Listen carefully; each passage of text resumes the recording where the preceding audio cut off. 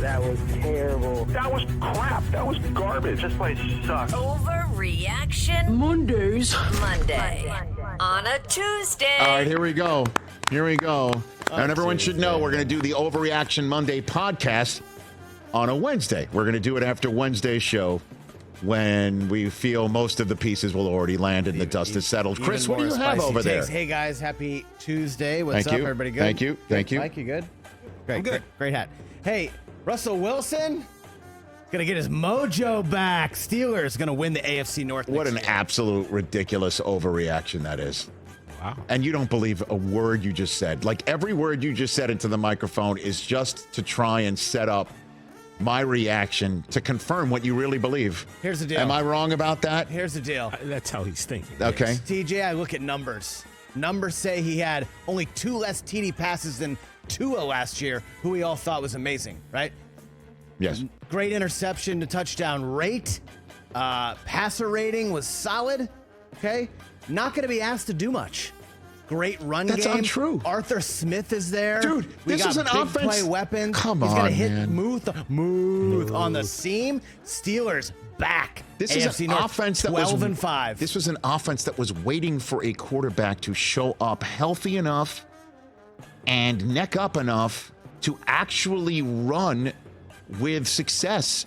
Kurt Warner and I were sitting in that booth in Indianapolis on that triple header Saturday, week 15, looking at all the weapons that were at the disposal of the Pittsburgh Steelers and saying, why is it so tough for them to get a first down? Why is it so tough? And then Mason Rudolph stepped in and showed it's not as tough as it needs to be. And Kenny Pickett's going to have to show up and show that he's the guy towards the end of his rookie season, that he still is.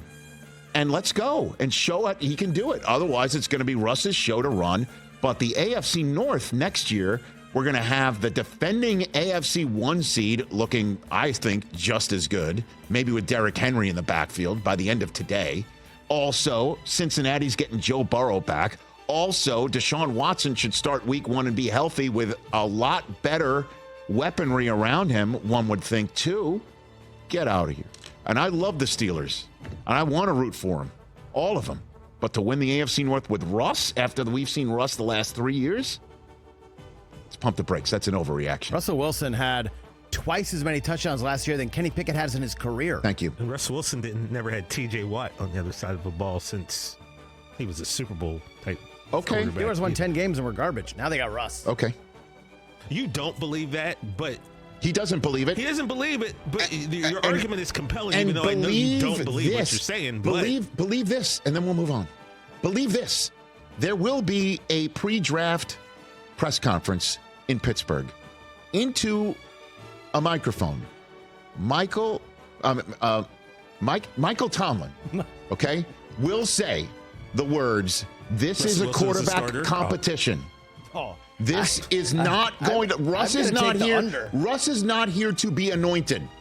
Ooh, wow. This is exactly the sort of thing that will be said into a microphone. Trust me on it. And I have no insight. I have no intel. I just have my gut, my instinct, and just know the situation for the last 20-something years. Even though this is an outlier for the Steelers to do. Exactly. But it's also costing them 1 point change. What's next? Overreaction. What else? Chris Jones got a lot of brisket over the weekend. TJ got paid. Yes. Chiefs keeping Chris Jones assures them Assures is of a tough word. 7th straight AFC title game appearance. It doesn't assure him of anything. It's not. Anything can happen. Anything can happen. Injuries can happen. Anything may can not happen. exist tomorrow. I understand that. Yeah. It doesn't assure them of anything. But what it does is assures them of their best shot at not just that, but an entire three-peat. Okay? At some point during the doldrums of May, June, and July, while we're waiting for training camp to be open, there will be a time for either us or other shows to dive in to the previous attempts at three-peats, what they had coming in, what happened in the offseason, who got poached from teams, rosters, or coaching staffs. And I believe when it's all said and done, when you look at the chances of three-peating, the Chiefs the Chiefs will be at the top of the list of having the best chance to three-peat. And the fact that Chris Jones is there and being paid is absolutely at the top of the list as to why. Let's see what happens with Snead and the rest of their draft. Cooper my son is 100% set on the Chiefs drafting Xavier Worthy. He's like, it's going to happen. It has to happen. He thinks it's going to happen. So if that happens on draft night, think of Cooper Eisen because he's talking about it right now. I read it down a month ago on Twitter. 8 teams have had a chance to three-peat. None have made the Super Bowl. 3 lost in the conference championship game. Okay, got it. I think you're going to have a 4th team in the conference championship game. But it's not assured. So that's an overreaction. Rich, let's talk about one of your sons. Baker Mayfield has a home. Yes, he does. He's going to finish his career with the Tampa Bay Buccaneers. I wish we could sit here and say that's the case, but that's still an overreaction. He's still young, bud. He's still young. You take a look at his contract and 28 years old. I know. He'll be 29 in a month. To basically one and done him after this contract would be a little expensive, but I also don't think they want to do that, and I think it would have to be pretty brutal for that to happen. But 2 years is definitely what he's going to get here, and we'll see what happens after that. Because you're looking at the way the quarterback market goes now, pal. And anything can happen. Look at Justin Fields. Last year, he survived the team having the first overall pick when they stuck with him instead of taking the new kid, the new shiny object. That's not going to happen to him this year. So I hope this is the case for him, but I still call this an overreaction at present as well. Ooh, wow. Give me something I can believe in. I thought you'd like that one. How about this one? I like it, but I can't. I'm still a professional. It's tough to give you my unvarnished opinion. Okay, fair.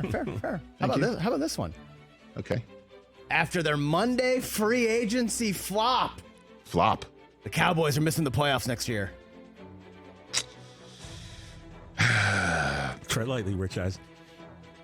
I still think this is an overreaction. I still think they're really good. I think they're really good. And it's still Lame duck coach and quarterback. It's in the same way that I said, let's see how the Giants finish up with the draft before we take a look at their roster at large and say that they're totally screwed and they don't know what the hell they're doing. Let's see how the Cowboys draft, because they sure as heck aren't giving any help to this team through free agency, because it sure looks like we're going into Wednesday with a long snapper and maybe just maybe one or two other couple $1 million a year players sitting there as additions, and the rest will be coming in the draft. And that's what Jerry Jones, as I heard at the Combine, meant by going all in. And they are going to go all in with the same team and say, you want to still be a Cowboy after this year? We think it's pretty special. We hope you do too, because you better win playoff games, plural. Otherwise, everybody's out of here. Which is a really weird way to react to losing to the Green Bay Packers in the playoffs. That said, I still think they're still one of the best rosters in the NFL, albeit 1 year older. And who's their running back next year? I got it. I don't know. I I don't know the answer to that question. $7 million gets you Derrick Henry. 7.5. I understand that, but they wouldn't even give $4 million a year to Zach Moss. How are they going to do? That's just not what they're going to do, which is nuts. But to sit here and say they're missing the playoffs next year for sure, I can't say that just yet.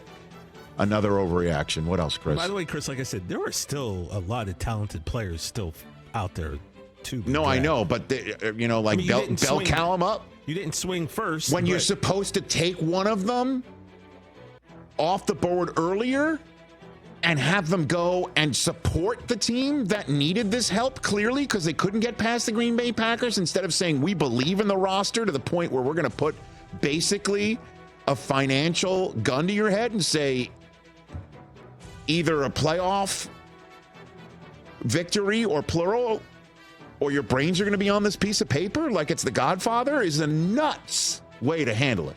Nuts. Not to be too vivid, but it's the analogy from The Godfather, like it's an offer that most every player would refuse. What else? He was the 3rd pick in the 2018 draft, but he went to a place where quarterbacks go to die.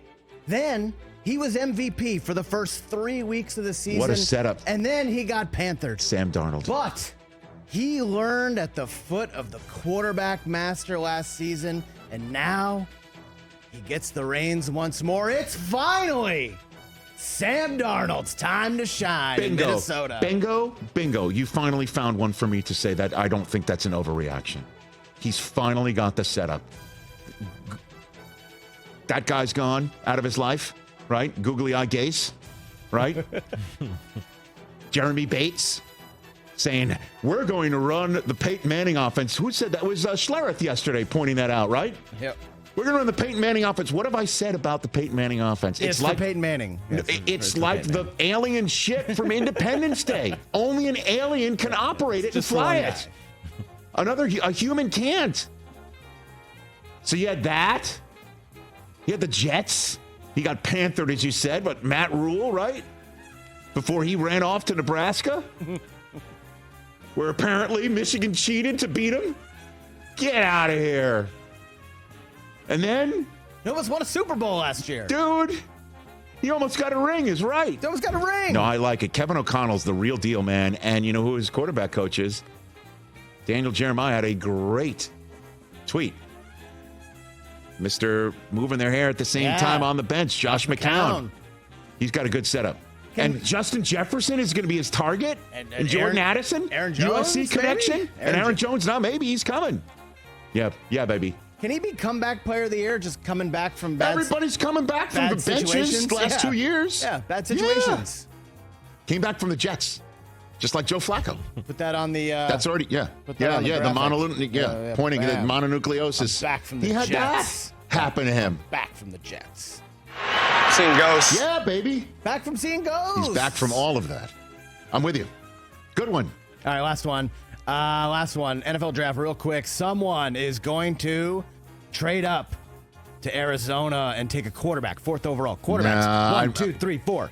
If I had to guess right now, the Giants might go to New England and say, how much for Drake May?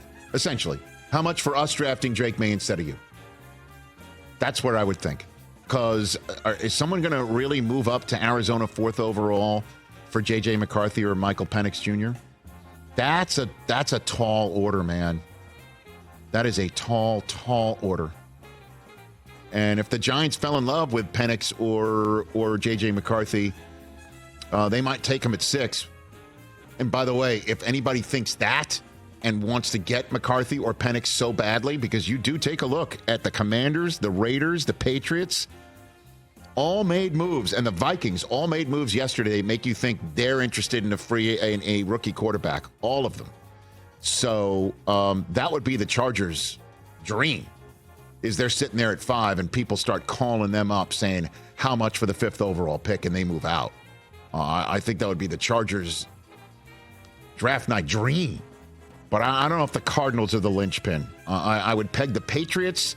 They might stick and pick based on the fact that they signed Jacoby Brissett, which doesn't like many New England Fires right now. I liked it. I know you did, but I get you. Well, I've proven to be a rational and reasonable fan. Understood. So I'll call that an overreaction.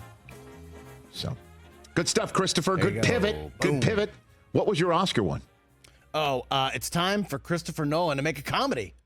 Oh, okay. Enough with the dark historical stuff. Make us laugh. Okay. The guy likes Ricky Bobby. I mean, come on. I know that. Make us laugh. That'd be interesting. Yeah. Okay. Or Bond. Go one of the other. Now that one is not an overreaction. I'd love to see him make a Bond movie. One or the other. A comedy one? Overreaction. How about that? A little bonus. How about that? The Overreaction Monday podcast, look for it or listen for it on Wednesday for the full free agency review and everything else that you might need to know through the Overreaction Monday podcast, available wherever you get your podcasts. Catch the Rich Eisen Show every single day on the Roku channel, 12 to 3 Eastern, for free.